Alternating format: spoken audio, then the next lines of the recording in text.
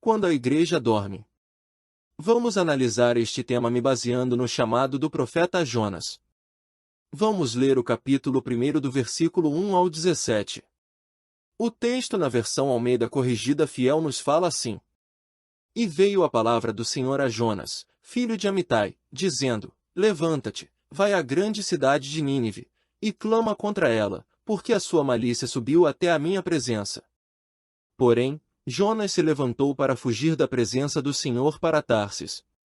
E descendo a Jope, achou um navio que ia para Tarsis, pagou, pois, a sua passagem, e desceu para dentro dele, para ir com eles para Tarsis, para longe da presença do Senhor. Mas o Senhor mandou ao mar um grande vento, e fez-se no mar uma forte tempestade, e o navio estava a ponto de quebrar-se. Então temeram os marinheiros, e clamavam cada um ao seu Deus, e lançaram ao mar as cargas, que estavam no navio, para o aliviarem do seu peso. Jonas, porém, desceu ao porão do navio, e, tendo-se deitado, dormia um profundo sono.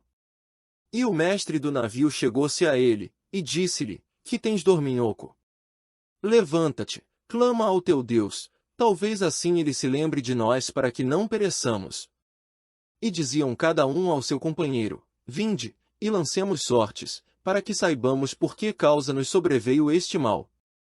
E lançaram sortes, e a sorte caiu sobre Jonas. Então lhe disseram: Declara-nos tu agora, por causa de quem nos sobreveio este mal.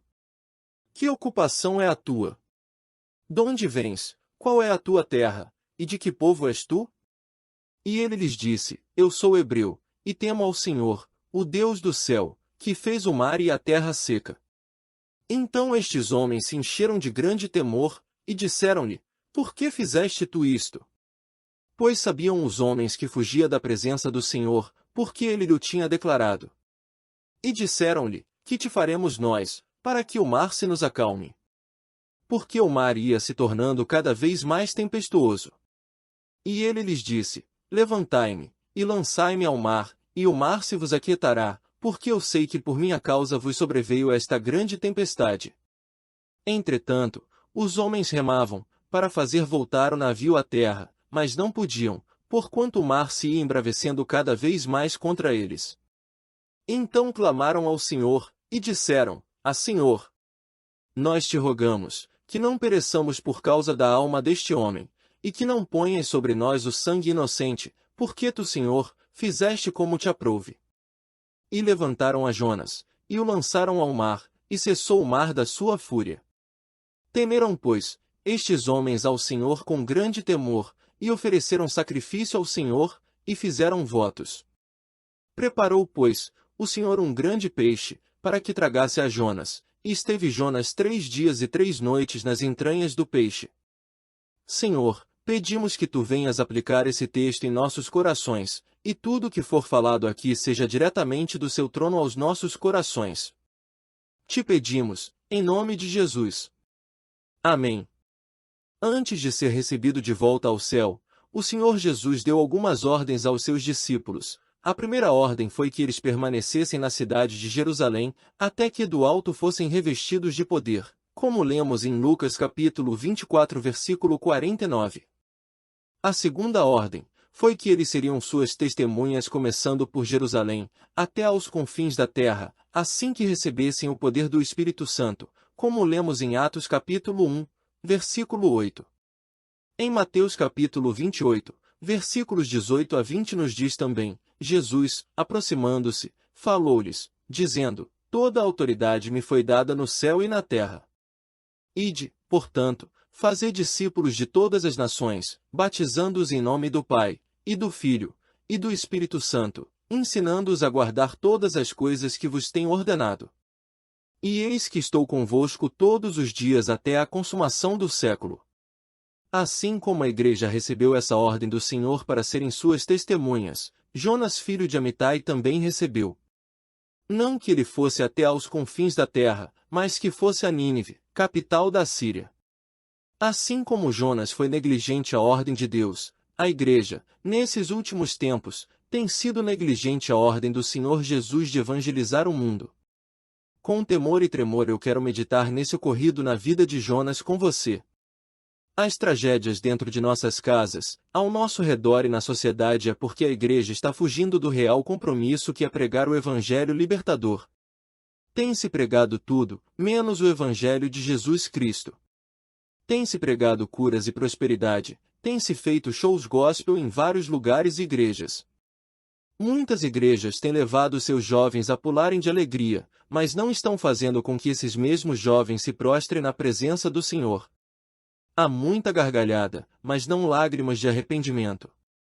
Muitas pessoas se identificam com o pregador que tem uma mensagem light, leve e solta, mas essas mesmas pessoas não suportam ouvir a mensagem que liberta. A igreja está sendo complacente com o pecado e não se esforça para tirar o pecador da lama em que se encontra. O Senhor Jesus, quando esteve com aquela mulher adúltera, não a condenou para morrer apedrejada, mas lhe disse para abandonar o pecado. Hoje, muitas igrejas também não condenam o pecador, mas também não o mandam abandonar o pecado. O importante, para muitas igrejas hoje, é fazer com que seus templos estejam abarrotados de pessoas, ainda que Jesus não esteja nele. Como disse a W. Tozer, se Deus tirasse o Espírito Santo deste mundo, boa parte daquilo que a igreja está fazendo prosseguiria como se nada tivesse acontecido, e ninguém notaria a diferença. Eu não quero isso para minha vida e muito menos para a igreja que pastoreio. Eu quero com urgência a presença do Senhor comigo, sobre a minha e sua família e sobre a nossa igreja. Por isso eu quero pensar com você sobre a vida de Jonas, pois, assim como ele fugiu de Deus e da responsabilidade de pregar aos ninivitas, nós hoje temos visto ocorrer a mesma coisa em muitas igrejas. E por que não dizer, em nós mesmos? Por isso a tragédia está nos batendo à porta todos os dias e muitos não se dando conta de que a culpa é da igreja que deixou de ser boca de Deus aos homens para ser boca dos homens a Deus. Vou lhes dar um exemplo. A filha de Billy Graham foi entrevistada no Early Show e a apresentadora Jane Clayson perguntaram-lhe: como é que Deus permitiu que acontecesse algo tão horroroso no dia 11 de setembro? Anne Graham deu uma resposta extremamente profunda e sábia. Eu creio que Deus ficou tão profundamente triste com o que aconteceu, como nós. Desde há muito que vemos dizendo a Deus para não interferir nas nossas escolhas, para sair do nosso governo e das nossas vidas. Sendo um cavalheiro como Deus é, eu creio que Ele calmamente nos deixou. Como poderemos esperar que Deus nos dê a sua bênção e a sua proteção se nós exigimos que Ele não se envolva mais conosco? À vista dos acontecimentos recentes, ataque dos terroristas, tiroteio nas escolas, etc., eu creio que tudo começou desde que Madeleine Murray O'Hair, que foi assassinada e cujo corpo foi recentemente encontrado, se queixou de que era impróprio fazer-se oração nas escolas americanas como tradicionalmente se fazia, e nós concordamos com a sua opinião. Depois disso, alguém disse que também seria melhor não ler mais a Bíblia nas escolas. A Bíblia, que nos ensina que não devemos matar nem roubar, e que devemos amar o nosso próximo como a nós mesmos. Nós concordamos. É triste como cremos em tudo que os jornais e a TV dizem, mas duvidamos do que a Bíblia nos diz. É triste como todo mundo quer ir para o céu, desde que não precise acreditar nem pensar ou dizer qualquer coisa que a Bíblia ensina. O mesmo está acontecendo hoje em muitas igrejas. As pessoas querem as bênçãos de Deus, mas não querem compromisso com o abençoador. Querem receber a sua graça, mas não querem ter a imensa graça de tê-lo em suas vidas de forma plena. Muitos estão vivendo um evangelho meia-boca. Um evangelho sem compromisso. Um evangelho sem cruz. Mas quando a tragédia lhes bate à porta, perguntam onde estava Deus que permitiu que isso lhes acontecesse. Mas, mesmo com tantas tragédias acontecendo ao nosso redor, a igreja continua dormindo o sono do descaso, o sono da falta de compromisso com Deus, o sono da negligência. Muitos colocam como prioridade em suas vidas as festas e não a casa do Senhor. Fazem de tudo para estarem com os ímpios, não para evangelizá-los, mas para se divertirem com eles. Divertem-se com eles, mas não choram aos pés do Senhor em favor de suas almas perdidas. Muitos só correm para os cultos de oração quando as coisas estão difíceis, mas esses mesmos não correm para esses cultos para interceder pelas almas dos perdidos, mesmo os de suas próprias casas. Existe hoje um descompromisso com a evangelização. E é bom lembrar que a evangelização começa com o nosso testemunho diário. Assim como Jonas fugiu de Deus para não ir para Nínive, muitas pessoas estão fugindo de Deus para não cumprir a sua palavra e evangelizar o mundo. A igreja que não evangeliza precisa ser evangelizada, como disse o reverendo Hernandes Dias Lopes. A igreja que foge da responsabilidade de evangelizar torna-se tragédia para o mundo. E o pior, não se dá conta de que ela é a responsável por isso. O navio está indo a pique e ela continua dormindo o sono do descaso. O sono da indiferença.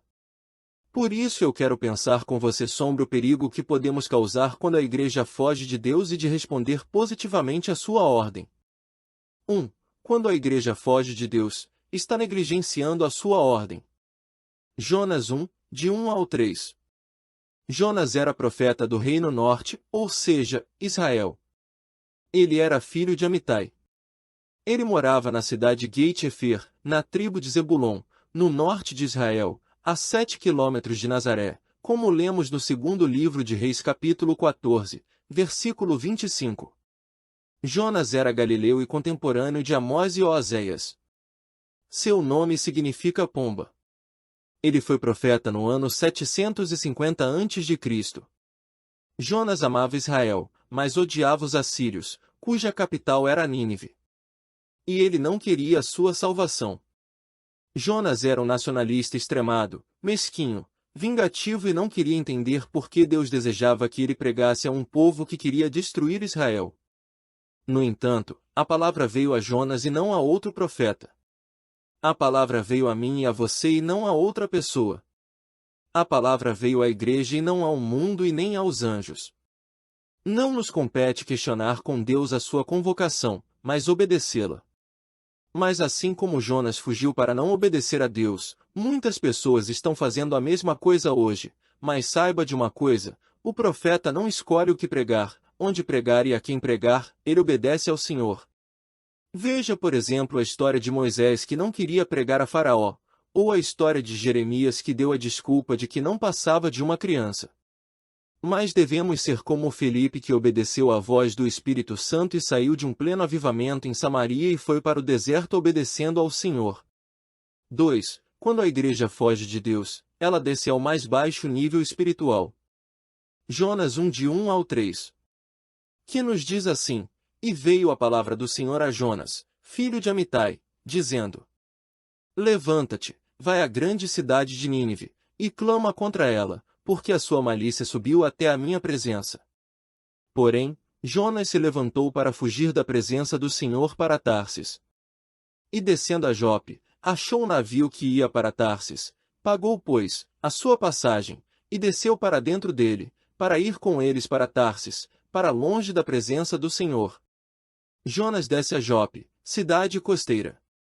Depois desce ao porão do navio e por fim para dentro do grande peixe. Jope representa o lugar de fuga. Tanto que lá encontra uma passagem para Tarsis, que na época levava cerca de 1 ano de viagem até chegar lá. Entre pregar a palavra aos ninivitas e fugir para o fim do mundo, Jonas fez a segunda opção. O navio significa o lugar de independência de Deus. O porão do navio era o lugar de descanso de Deus, não em Deus. Lugar onde Deus não está, ou pelo menos Jonas pensava que não estivesse. Era o lugar onde Jonas poderia dormir o sono do descaso e o sono da fuga. O ventre do grande peixe é o lugar de morte. Este é o lugar do desespero e da real condição da alma humana e, principalmente, de quem está fugindo de Deus. A igreja atual está crescendo assustadoramente, mas não está havendo mudança na sociedade. Está havendo muita adesão às igrejas, mas quase nenhuma conversão. A igreja tem sido lugar de entretenimento, mas não lugar de adoração a Deus. As pessoas vêm à igreja para se sentirem bem, mas não para ouvirem a verdade que liberta e que traz verdadeiramente mudança para a vida. A vida do profeta Jonas é um reflexo da atual igreja. Ouvem Deus, mas não lhe obedecem. Ouvem Deus, mas fogem de sua presença. Ouvem Deus, mas estão dormindo o sono do descaso e da indiferença. Assim como Jonas, a igreja tem desafiado Deus em não lhe obedecer a palavra. 3. Quando a igreja foge de Deus, ela se torna tragédia para a sociedade. Jonas 1 de 4 a 6. Que nos diz assim: Mas o Senhor mandou ao mar um grande vento, e fez-se no mar uma forte tempestade, e o navio estava a ponto de quebrar-se.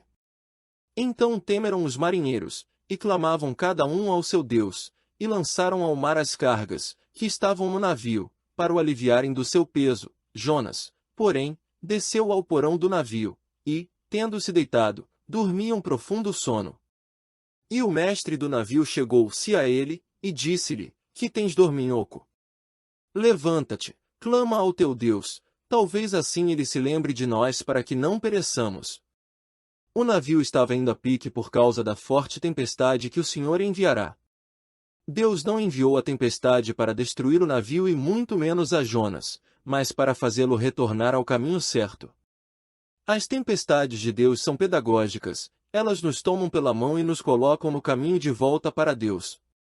Observe que Deus não está mais falando com Jonas por meio de sua palavra, mas através de suas obras, o mar revolto, o forte vento, a chuva e o trovão, e até o grande peixe. Tudo na natureza obedeceu a Deus, exceto seu servo. Até por meio dos marinheiros pagãos Deus falou com o profeta Fujão. Aqueles que são chamados para serem uma bênção quando andam pela estrada da desobediência se tornam maldição. Um servo de Deus na rota de fuga é um causador de tempestades. Um crente desobediente é extremamente perigoso, é pior que um ateu. Com isso em mente, podemos destacar algumas lições importantes.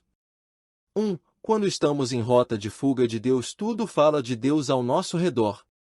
Observe que os marinheiros pagãos se tornaram mais sensíveis aos sinais dos tempos do que Jonas. Os marinheiros pagãos têm discernimento que aquela tempestade no mar Mediterrâneo não era um fenômeno natural. Eles percebem que havia uma causa espiritual por trás daquela borrasca. E o causador era Jonas. Será que a igreja não percebe que grande parte das calamidades que andam ocorrendo a culpa é dela, que está somente preocupada com eventos e mais eventos e não em pregar o evangelho libertador aos perdidos? 2. O mundo está pedindo socorro, mas a igreja dorme o sono do descaso e da insensibilidade assim como Jonas dormia. Invoca o teu Deus é o pedido do mundo a nós. Mas, assim como Jonas, a igreja está de boca fechada. Jonas estava com a consciência amordaçada assim como a sua voz. Diante da calamidade, Jonas dormiu tranquilamente o sono mais pesado. Dormiu sem peso na consciência. Dormiu sem se dar conta do que estava acontecendo. Mesmo com toda a agitação do navio e dos marinheiros, ele não acordou. Foi necessário chamá-lo para fazer uma oração. E mesmo assim ele não fez. Jonas não orava. É interessante observar que a expressão, levanta-te, invoca o teu Deus, é a mesma expressão usada por Deus, dispõe-te, vai à grande cidade de Nínive. Deus usou o ímpio para despertá-lo e lembrá-lo do seu compromisso como profeta comissionado. E é exatamente isso que o mundo está fazendo com a igreja hoje. O mundo espera, ainda que de forma inconsciente, que a igreja se levante como voz profética para trazer esperança aos corações aflitos. A igreja precisa ser a voz de Jesus dizendo a todas as pessoas: Vinde a mim, todos os que estáis cansados e sobrecarregados, e eu vos aliviarei. Tomai sobre vós o meu jugo e aprendei de mim, porque sou manso e humilde de coração, e achareis descanso para vossa alma. Porque o meu jugo é suave, e o meu fardo é leve. Mateus 11 versículo 28 a 30. Aqueles marinheiros estavam desesperados vendo a morte de frente, mas Jonas estava calado, e o pior, foi o causador de todo aquele caos que recaiu sobre eles. 4. Quando a igreja foge de Deus, ela é confrontada pelo mundo pagão. Jonas 1 de 7 a 10. E diziam cada um ao seu companheiro: Vinde, e lancemos sortes, para que saibamos por que causa nos sobreveio este mal. E lançaram sortes, e a sorte caiu sobre Jonas. Então lhe disseram: Declara-nos tu agora, por causa de quem nos sobreveio este mal. Que ocupação é a tua? Donde vens? Qual é a tua terra? E de que povo és tu? E ele lhes disse: Eu sou hebreu, e temo ao Senhor, o Deus do céu, que fez o mar e a terra seca. Então estes homens se encheram de grande temor, e disseram-lhe: Por que fizeste tu isto? Pois sabiam os homens que fugia da presença do Senhor, porque ele lhe tinha declarado. Lançaram sorte e o azar foi de Jonas. Lançaram sorte e descobriram que Jonas era o pé frio do navio. Destaquemos algumas lições aqui.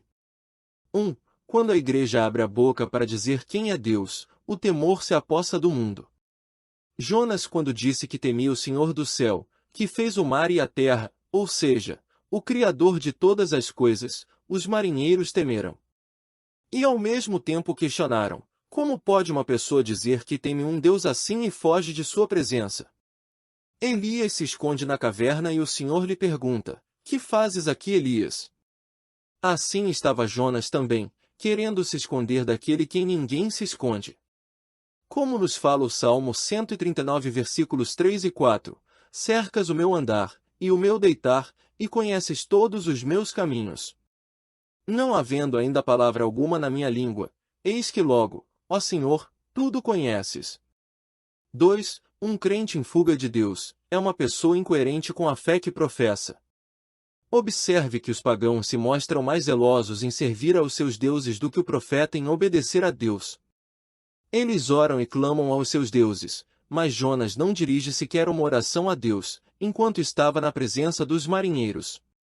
Meus queridos, quantas vezes vemos pessoas que não são cristãs apresentando uma fé muito mais sólida que a nossa em seus deuses? O tempo passa, mas as pessoas são as mesmas. Vemos muitas vezes artistas que servem às suas entidades pedindo autorização a elas para fazerem algo. No entanto, não vemos isto na vida de muitos cristãos para tomarem decisões. Às vezes o mundo nos ensina mais o que é fé, quando nós que deveríamos ensiná-los. 5. Quando a igreja foge de Deus, mas assume isso diante do mundo pagão, gera temor e tremor nas pessoas. Jonas 1 de 11 a 17. E disseram-lhe: Que te faremos nós, para que o mar se nos acalme? Porque o mar ia se tornando cada vez mais tempestuoso. E ele lhes disse: Levantai-me, e lançai-me ao mar, e o mar se vos aquietará, porque eu sei que por minha causa vos sobreveio esta grande tempestade. Entretanto, os homens remavam, para fazer voltar o navio à terra, mas não podiam, porquanto o mar se ia embravecendo cada vez mais contra eles. Então clamaram ao Senhor, e disseram: Ah, Senhor!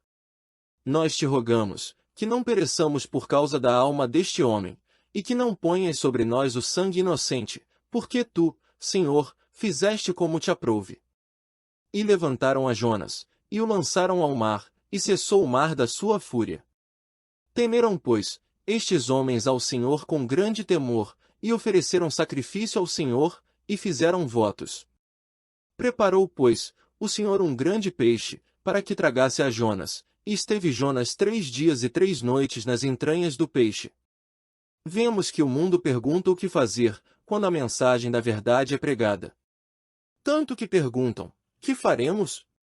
Essa mesma pergunta foi feita após o grande discurso de Pedro no dia de Pentecostes. Ouvindo eles estas coisas, compungiu-se-lhes o coração e perguntaram a Pedro e aos demais apóstolos: Que faremos, irmãos? Essa é a pergunta-chave que o mundo nos faz. Mas qual tem sido a resposta da igreja a essa pergunta? Muitos dizem que se deve fazer corrente de 7 semanas, outros dizem que se deve ofertar com liberalidade para se alcançar a vitória, outros já dizem que se deve tomar posse da bênção e não duvidar para não perdê-la. Mas o que o mundo precisa ouvir é o que o apóstolo Paulo falou ao carcereiro de Filipos. O carcereiro despertou do sono e, vendo abertas as portas do cárcere, puxando da espada, ia suicidar-se, supondo que os presos tivessem fugido. Mas Paulo bradou em alta voz: Não te faças nenhum mal, que todos aqui estamos.